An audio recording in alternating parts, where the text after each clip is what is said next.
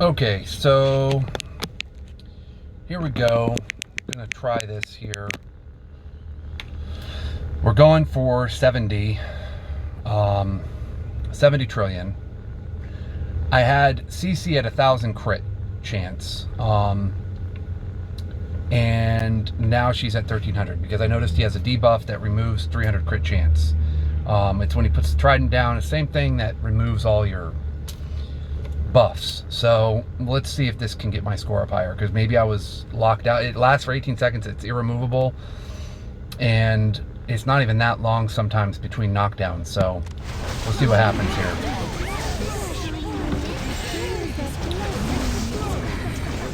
This right here.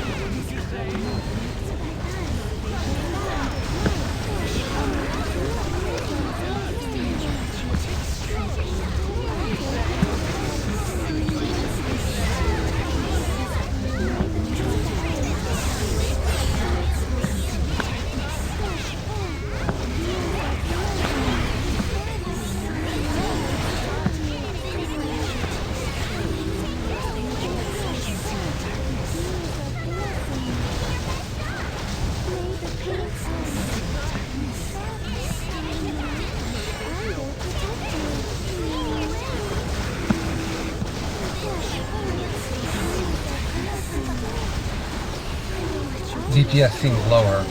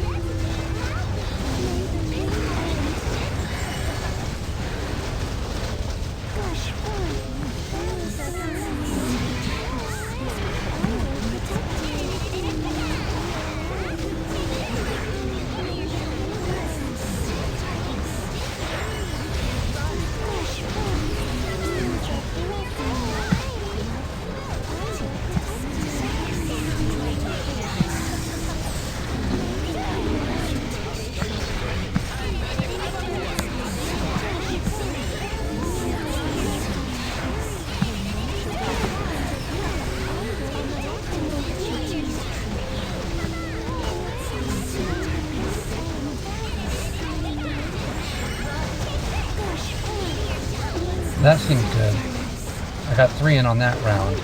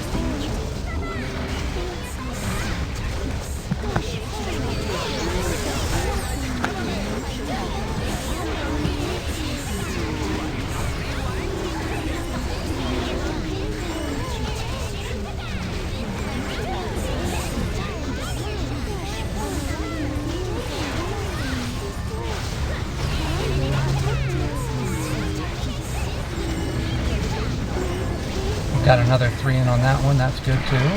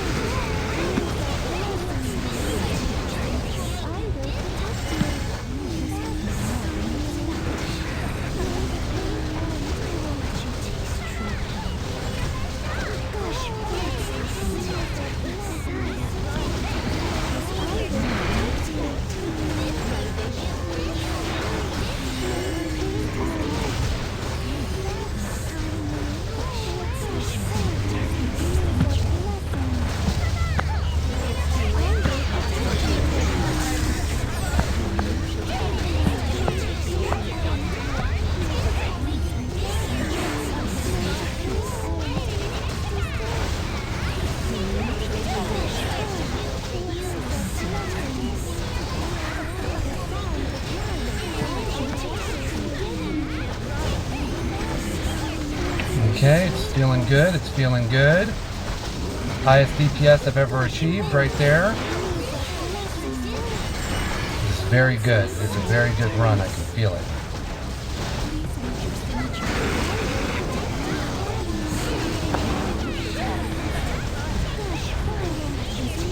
So obviously having that extra crit really makes a difference, because I think a lot of times I was going into the knockdown without that crit chance.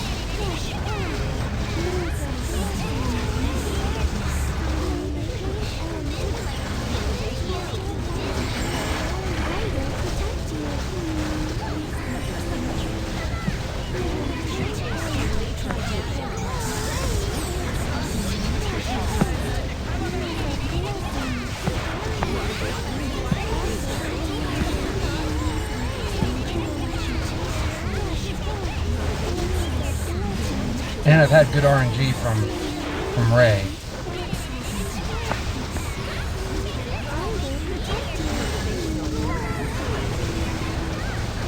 We've got one more KD, and hopefully that will be the one that breaches that 70.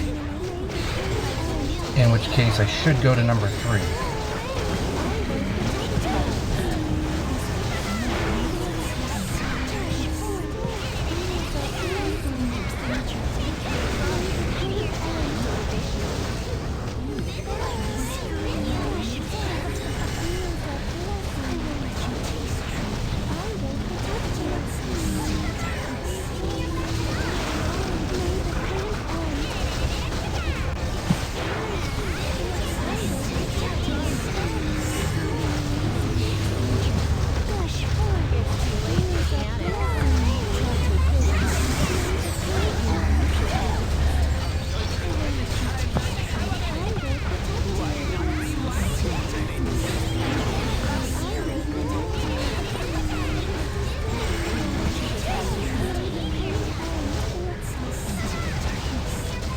And we got it, folks.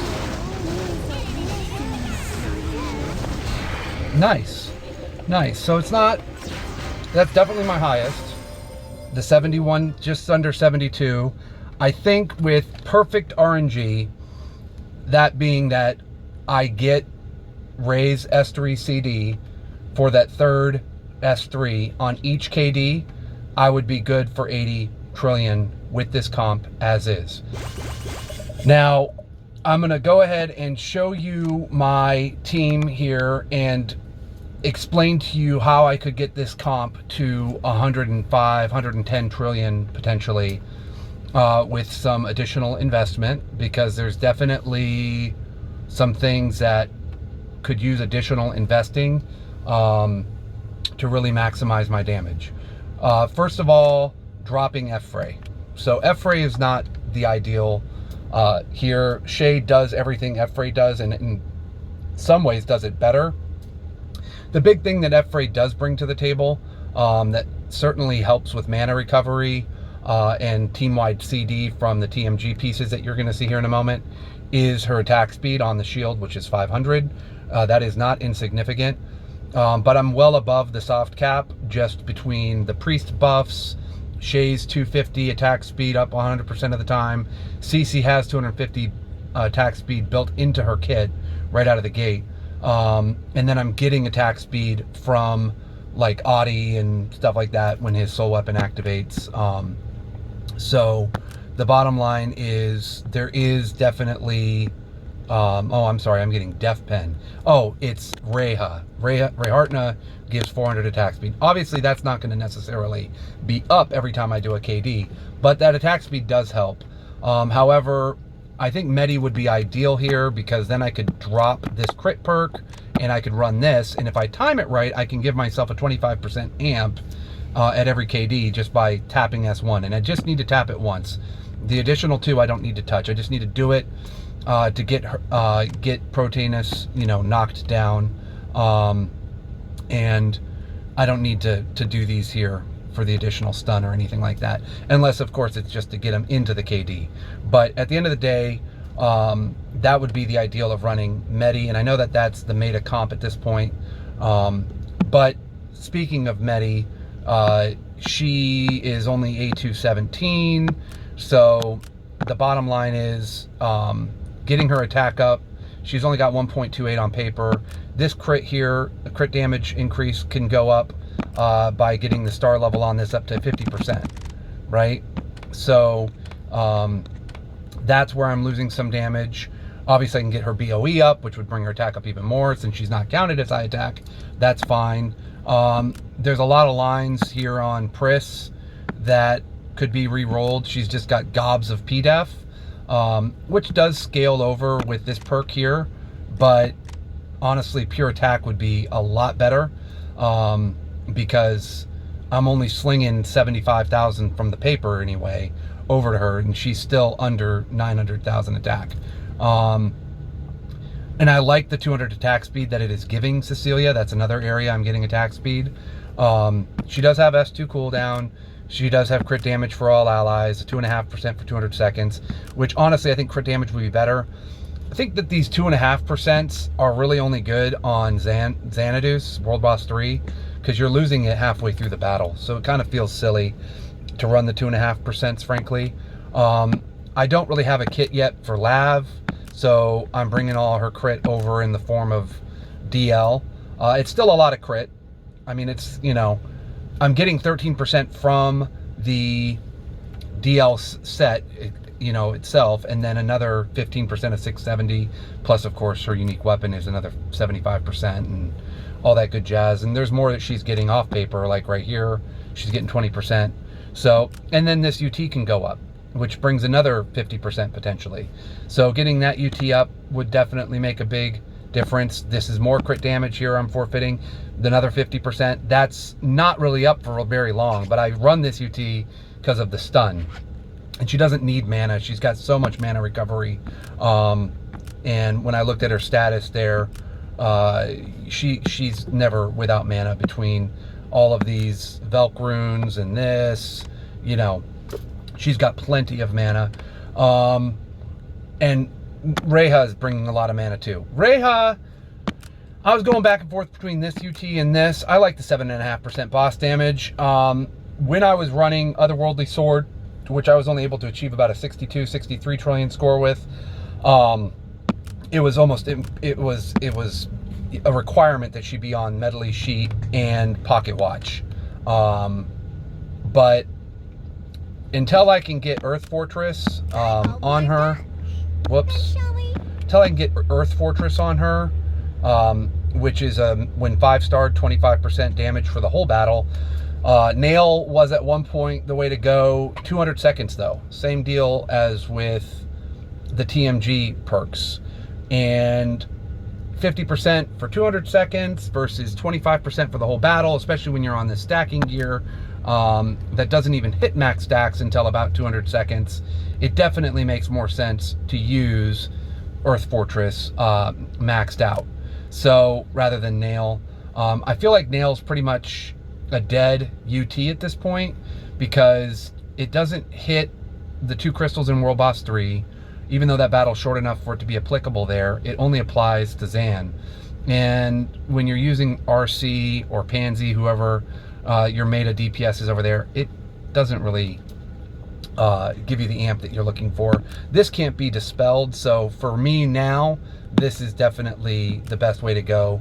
But I think even a 1-star or a 2-star Earth Fortress will surpass this. Maybe even just a 0-star, which after another week and a half or so of world bossing, I'll be able to test that out a bit more and verify that. She gets 200 in her kit, so she's right there at 660, plus she's getting another 400 from this perk. So she's at 1,060, then she gets 150 from the first priest, so that puts her at 1210, and then she's got another, 50 coming from Reha, and another 50 coming from F-Fray. So that puts her at 1310, and that's important because his first thing, like I said, reduces the crit chance by 300, and I was running at 1,000, so it was RNG. So when I was getting 65 and 67 with the same comp, that was purely on RNG and the fact that I was doing a lot of critting. Now that I'm always critting, even if I get that debuff going into the KD, I'm good. So bottom line is, between the UTs and getting some of the gear lines straightened out, there's another UT here I can get another 50% from, right? Top financier's knowledge. You don't need to use this UT. It's a pointless UT because of the CD that you're getting from, oh shit, I didn't even have a UT on her. I mean, excuse me, an artifact. What the hell?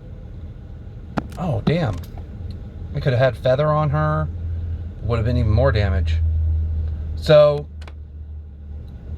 shit. This is what I like to use, fragments, because there's no one doing any magic damage for this to apply. Don't need mana reduction or immunity to CC. You don't need the dispel because nothing can be dispelled and he's not doing any damage. So I like this with these perks here because it allows you to get him knocked down by that 5-minute mark and cycle him, and regulate the CC bar a lot better. So he's got good TMG. I'm pretty happy with his TMG. I could go for more crit damage here. I actually kind of feel like that would be worth doing. He should be able to, he'll survive even better with that, even though the lines aren't ideal. He sits pegged most of the time anyway. And honestly, let's see if I have something I can put on her to ditch the 2.5. I mean, that even might be good, just giving her more attack that scales over. Yeah, we'll keep the 2.5 for now. Let me see here. Shay is, you already saw Shay. I already showed you Shay. You already saw her. Okay, so she's really the only one on TMG. Crit damage, cooldown, attack, and then that 2.5% nonsense. I mean, I have a crit damage one I can put on her, but I don't know. I mean, I have this too, which does, I mean, a percentage of her attack does scale over to the allies. Damn, these perks aren't even right. Jeez, I got 72 almost, and I don't even have her perks right. I just forfeited even more attack to scale over to the allies. So, but yeah, these are the things I'm speaking of. Oh, Reha, okay, S3 cooldown all the way, okay. So that's the comp. If you guys see something I'm doing wrong that you can critique or whatever, I would love it. Obviously, I'm not rank 1 because those are Big Earl and Lunet's, main runs. I know Moncada 0, he's in my guild. That's his second run. Lion, that's his second run. Renix, if he can do that again, I know he put a video up here on YouTube. He did 73. So my score just now beat that score, but the score I went into today with was almost 10 trillion under that, or not quite. I guess it was 65. It was 65. So he's gonna have to struggle on his runs, or I'm gonna have to go up quite a bit on my runs if I'm gonna sweep with Project Time, Big Earl, Lunate, and I, for the 1, 2, 3 spots. But I'll be happy even if I get number 4. So now that we've tweaked a few things here, let's go ahead, and I've got that +1 soul weapon usage as well. I know 8 KDs is probably ideal.